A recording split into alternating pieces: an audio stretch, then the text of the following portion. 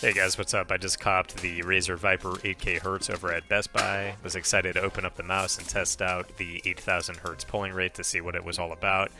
I did run into some performance issues even though I have a 5900X and 3090 at 8000 Hertz, so I dropped it down to 4000, figured I'd give it a shot in Apex to see if 4 times my normal polling rate made any difference in my gameplay or felt any different.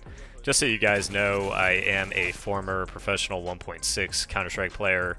I am a Apex Predator, or was an Apex Predator in Apex, and I've been top ranked in Valorant as well as Overwatch. And that's not me trying to fluff my own feathers. I just want you guys to realize that this is whether or not, coming from a perspective of a top tier level competitive player, whether or not the increased polling rate makes a difference, and I can say that for me it did. I tested the 8000 Hertz in Valorant, and I did run into the similar FPS issue, so I dropped it back down to 4000, as you see here on Ascent. And to test the polling rate in Valorant, I thought it would be a good idea to simply restrict myself to trying to single tap people. And I can say that the responsiveness going from the 4000 Hertz back down to 1000 Hertz on my XM1R, I noticed a significant difference for me. It just felt more responsive, it felt snappier, and certainly has me excited to test out 8000 Hertz, which I will absolutely update this video when I'm able to resolve whatever issue I'm having. And I will release a full review when I get 8000 Hertz rolling. Just to kind of get into it, guys, the shape is the same as the Viper Ultimate and the regular Viper. The texture and the side clicks have remained fairly the same. I've always been a fan of the texture on the Viper and the Viper Ultimate. Like the 8K Hertz, I think that the texture feels good. It's good for the purposes of keeping moisture away. And just generally provides a overall solid grip. You do have the RGB Razer logo shine through, and you have the same and or similar scroll wheel texture on the scroll. That feels quite good. You've got the same side clicks, you've got the rubber injected molds on the left and right side that offer additional grip. As far as the skates, guys, they are PTFE skates out of the box. They are very similar, I would say, to the DeathAdder V2 Pro as well as the Razer Viper Ultimate skates. I think the Razer Viper Ultimate skates might be a little bit thicker, but these do feel very good out of the box. I had a little bit of scratchiness initially, and after initial probably 30 to 45 minutes, they broke in and feel absolutely phenomenal. To show you guys the weight of the mouse with a little bit of cable. The mouse actually is advertised on the box at 71 grams. My mouse with a little bit of cable comes in between 69 and 70 grams.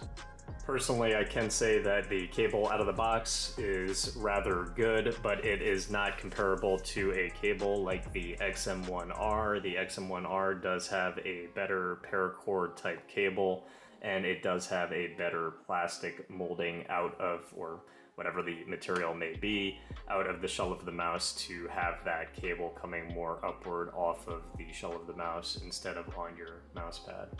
The cable is good, it is flexible, but it is on the thicker side and less flexible than a custom paracord or something like the XM1R. One of the biggest selling features of this Razer Viper 8K Hertz would be the upgraded switches. This does come stock with the Razer Viper optical V2s.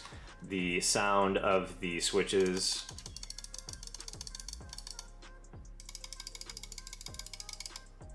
are vastly improved, along with the feeling between the Viper 8K Hertz and the original Viper with the V1 switches. Here is a listen to the Mouse 4 and Mouse 5.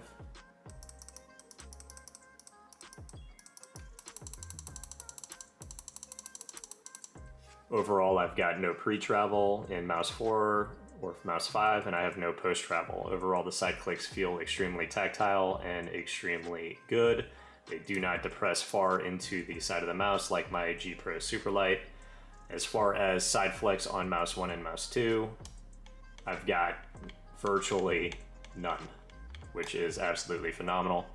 The middle mouse does have a nice tactile rubber on the scroll wheel. which feels, in my opinion, very good. And middle mouse feels good. I would say that the switches are tactile, but they do feel a little hollow compared to something like the Kale 8.0s in the XM1R.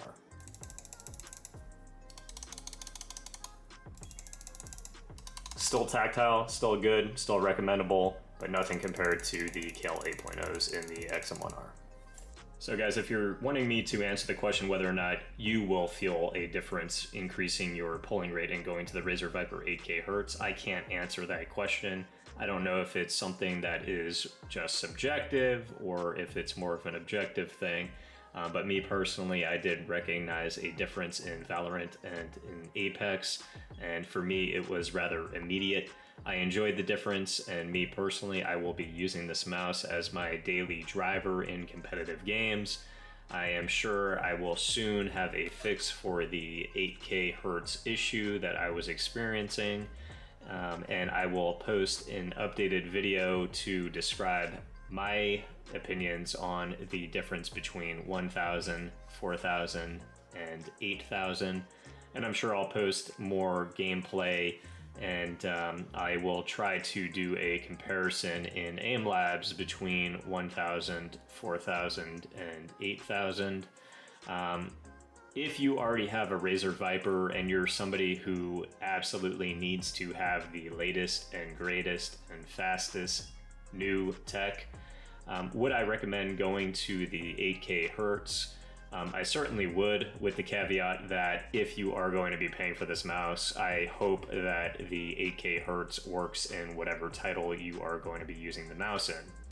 If it doesn't, you'll just have to think about whether or not the price point is right for you if you're stuck using 4,000 Hertz.